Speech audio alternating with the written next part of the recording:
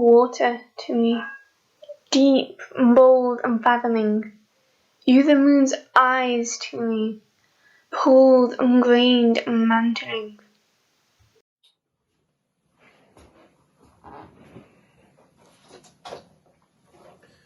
Hi Grandma, it's Jaden here. Can you hear me? Miss you. Silly really, as it's only been a week. Mum says that she has contacted the Home Office. Maybe don't get your hopes up, but hopefully you appeal, especially because you've been sent back. Mr. Jackson says that once immigrants have been sent back, only a small percentage get their case overturned. We won't give up, Grandma. I won't give up, Grandma. Mum's been crying. I hear her at night. Miss you.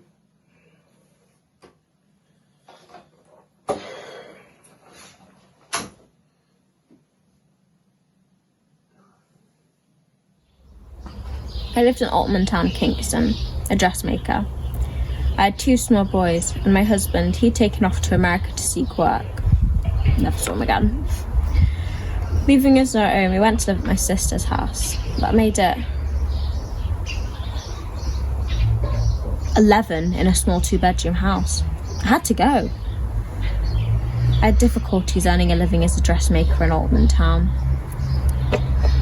I'd seen the advert and knew it was my chance to have a better life for me and the boys. I would go and then send for the boys once I'd earned enough money and was settled. It took me 4 years to earn that £86 before I saw my boys again.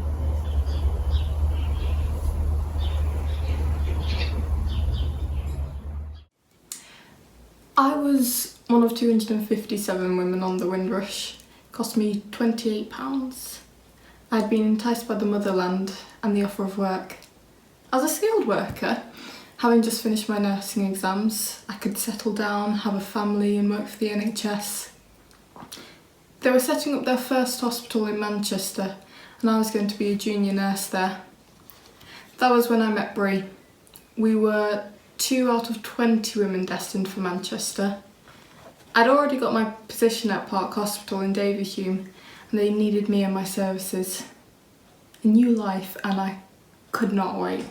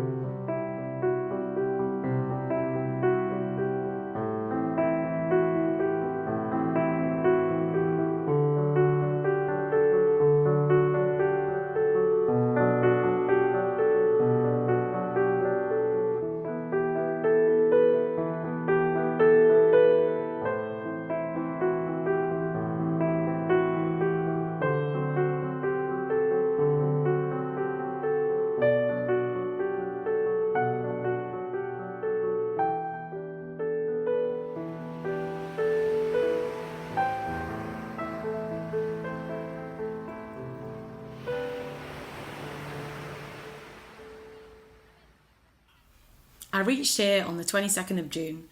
It was a beautiful sunny day and they were all at the dock waiting for me. I think it was Tilbury. I remember I was very excited. The journey took 22 days and that was a very long time. I remember how we enjoyed the journey, dancing, lots of dancing in the evening below the deck, excited chat about what it would be like when we got there. I was coming to meet my husband. I was very anxious to come and meet him because when he left we were just married. We got married and he left the following day. Imagine how exciting it was for me. Jamaica in 1948 was all right to me. It was quite calm, not like now. Anyway, I was living in Port Antonio, and that's 60 miles from Kingston, so we were all living happily with everyone. If my husband hadn't sent for me, I wouldn't have come at that point, maybe later. It was a big troop boat, the Windrush Empire, and you have lots of soldiers and lots of people coming to England, and the reason why we took so long was something happened to one of the engines. They went to Tampico and spent about 3 or 4 days there, and after that we passed by Havana but we didn't dock, then on to Bermuda where we spent another 4 days there, where we did land and the people were very nice to us there. They received us and they had a party and took us places. There were lots of men, more men than women, and there was a woman that had stowed away on the boat. A woman, you know. They found her and she got VIP treatment. Spoke to her. I think she went to Birmingham. When I came back, it was a bit more difficult. I was a civilian then. I had to find work. The first job I remember getting was as a welder. But instead of doing welding, I was given a wheelbarrow and a shovel. After a few weeks, my arms were sore. So I packed it in and re-enlisted in the RAF. I spent 8 years there, some of it in Egypt and Iraq. After those 8 years, I got demobbed and I got a job with the British Oxygen Company as a laboratory technician, doing welding of aluminium and various metals. My life in England has been very good. I still enjoy my work and my workmates. They treat me nice. I have been back home several times on holiday. I still call Jamaica home, although I lost my parents, you know. Their home is still there. My relatives live there and I have to keep up with the repairs. But I prefer to live here. I am married. I have my children, my grandchildren. I'm happy, you know. I remember the first day on the job. I was so excited, but I soon discovered we weren't as welcome as we thought we would be. I was told to go clean the lockers and the beds. I was made to go and clean the wheelchairs and the commodes. I did a lot of menial jobs. I found the patients too rough and difficult. The older patients, they just weren't used to black people, so they were very nasty. They would take their things and throw them at you to get away and call you black or whatever and things like that. But you just had to look beyond that. Black people were treated differently, but we didn't worry because we knew what we wanted to achieve and what we wanted to do, and we did it. And we did it while making jokes together and laughing and just doing our work properly.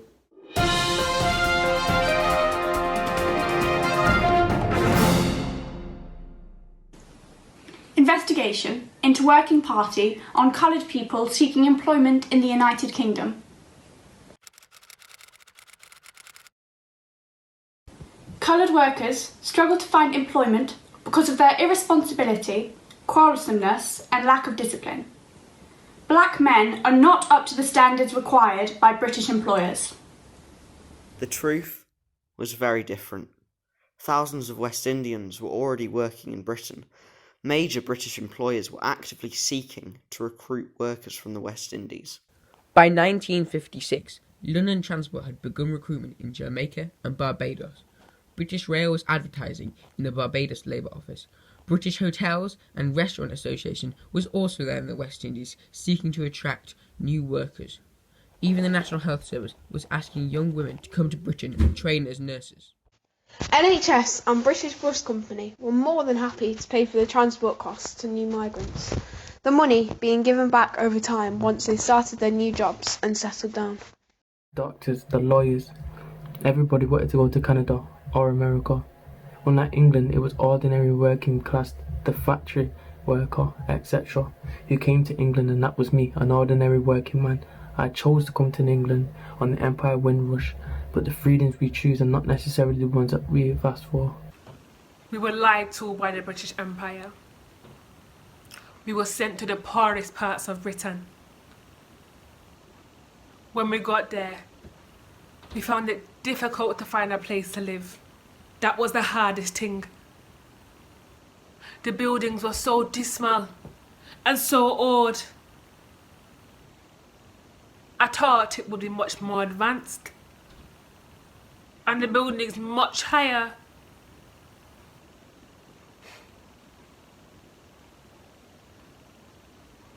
You would often see notes in windows. No Irish, blacks or dogs.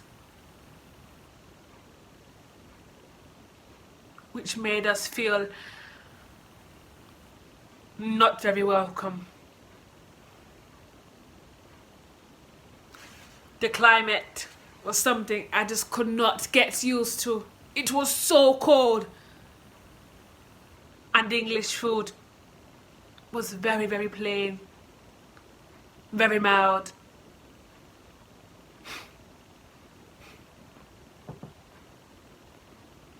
It was early in 1962 when word spread in the Caribbean that the British were about to change the laws on immigration, making it much more difficult for West Indians to come here to live and work. The news created a panic in the colonies. There was a surge of people hurrying to the UK before the Commonwealth Immigrants Act of that year was passed. The flow of immigration ended with the 1971 Immigration Act, when Commonwealth citizens already living in the UK were given indefinite leave to remain. People arriving before this time were not asked to provide any documentation. Many children came over to the UK on their parents' passports, not deeming it necessary to apply for their own travel documents until the hostile environment policy that came into effect in October 2012. What this bill is taking things further and looking at those areas where I think most people think it's unfair. They think it's unfair that somebody can have an appeal after appeal after appeal. They think it's unfair that people can have access to public services like the health services without paying into them. And it's unfair that illegal immigrants, people who've got no right to be here, can live apparently easily, getting access to bank accounts, driving licences and so forth. Those are the issues this bill addresses. So it makes it harder for people to be here illegally. It reduces the number of appeal rights that people have, and it means we'll be able to deport foreign criminals first and they'll appeal afterwards from outside the UK. David Cameron, the Prime Minister at the time, said he'd like to see net immigration in the tens of thousands, not the hundreds of thousands. You put into Britain, you don't just take out.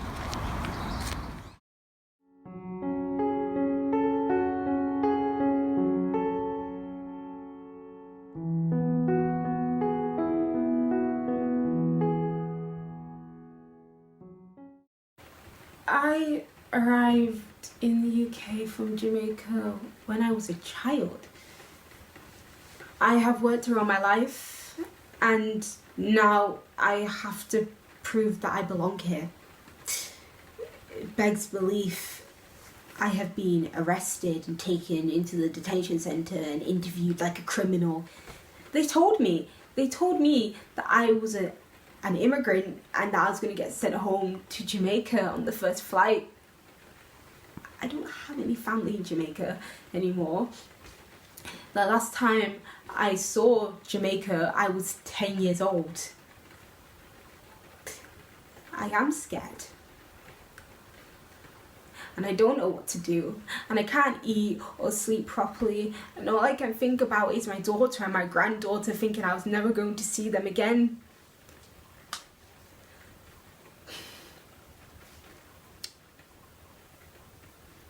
I was a lucky one. My MP had helped me out and I was able to get a last minute repeal. I'm back home for now. But I still feel there may be renewed attempts to send me back home to Jamaica.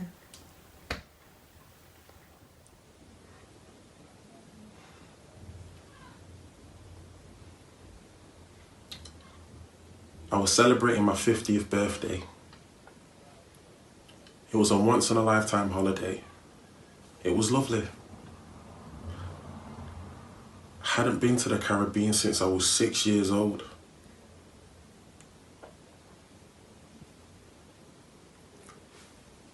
was stopped at the airport where I was told I couldn't return home to the UK. On a Jamaican passport that I had got for the trip. Felt like someone had punched me in the head. Like, what do you mean I can't go home?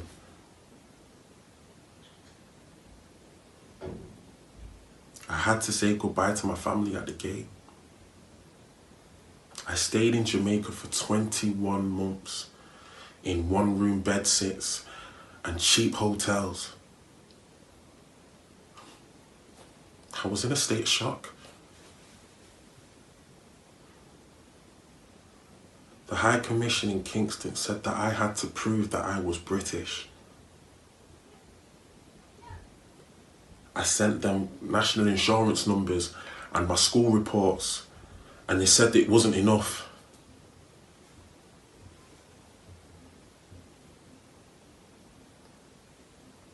Since returning, I've been evicted from a flat. I speak to you now from my friend's sofa. He's letting me stay here.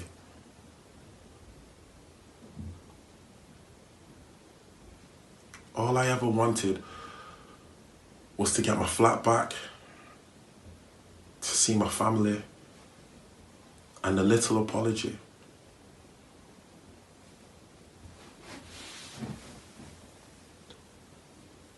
Theresa May must have known what was going on. She was the Home Secretary, so she must have known.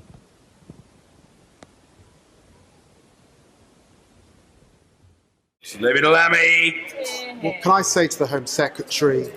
That the relationship between this country and the West Indies and Caribbean is inextricable. The first British ships arrived in the Caribbean in 1623, and despite slavery, despite colonization, 25,000 Caribbeans served in the First World War and Second World War alongside British troops. When my parents and their generation arrived in this country under the Nationality Act of 1948, they arrived here as British citizens. It is inhumane and cruel for so many of that Windrush generation to have suffered so long in this condition, and for the Secretary of State only to have made a statement today on this issue.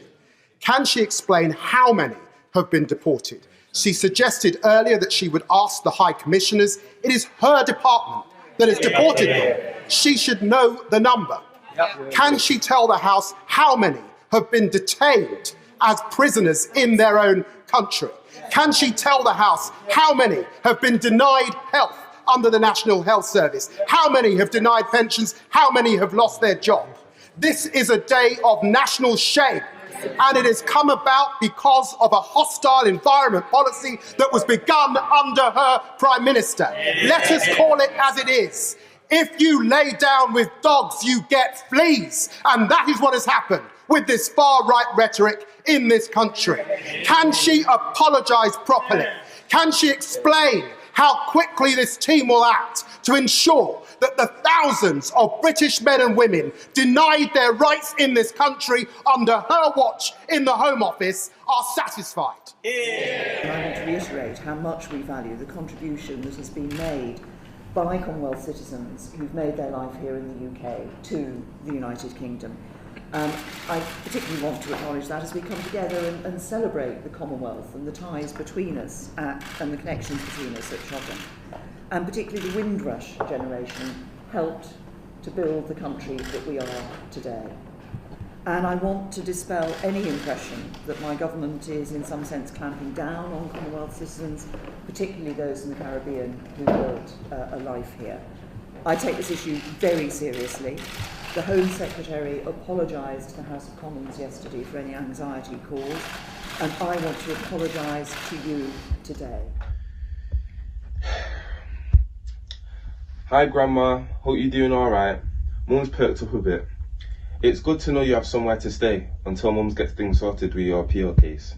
She's found a solicitor who's had a bit of success with the cases like this. She says it might take a while longer. We might have you back by Christmas. Let's hope so, hey? I gotta go now. Speak to you soon. Miss you.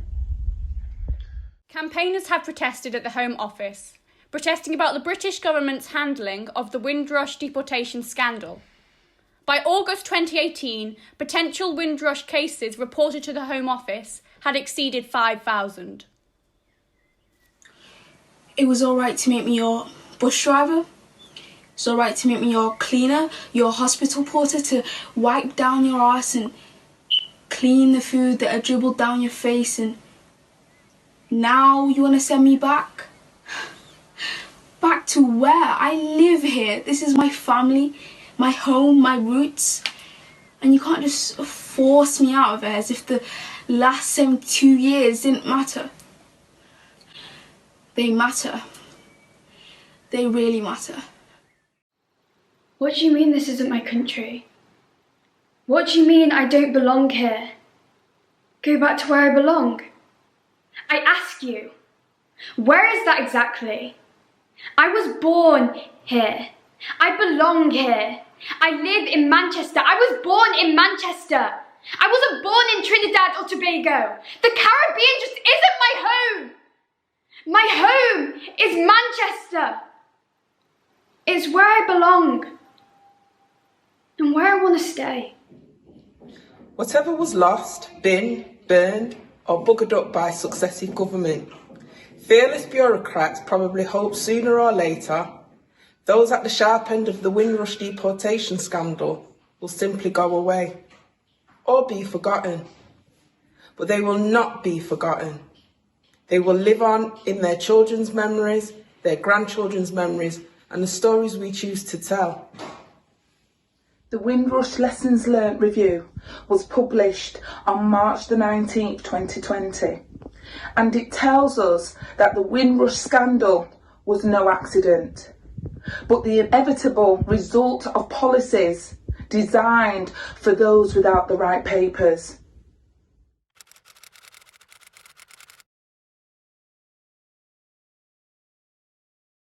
Merry Christmas, Grandma. I know it's taken longer than we thought, but keep your spirits up. We just can't find your old school pots anywhere. Mum is sure they were in the loft. They had your old national insurance number from when you had that clean job at the hospital. They keep saying it's not enough evidence that you were here legally. I don't know. Speak same time next week?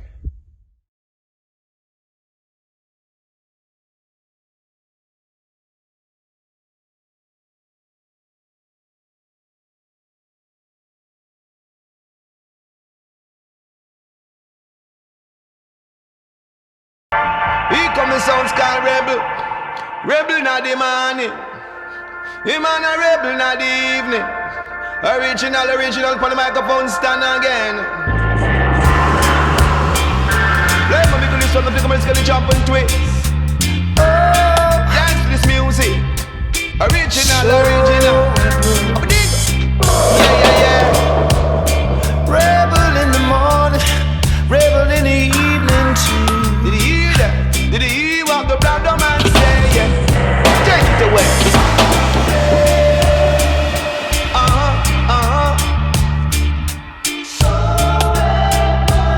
Give me now.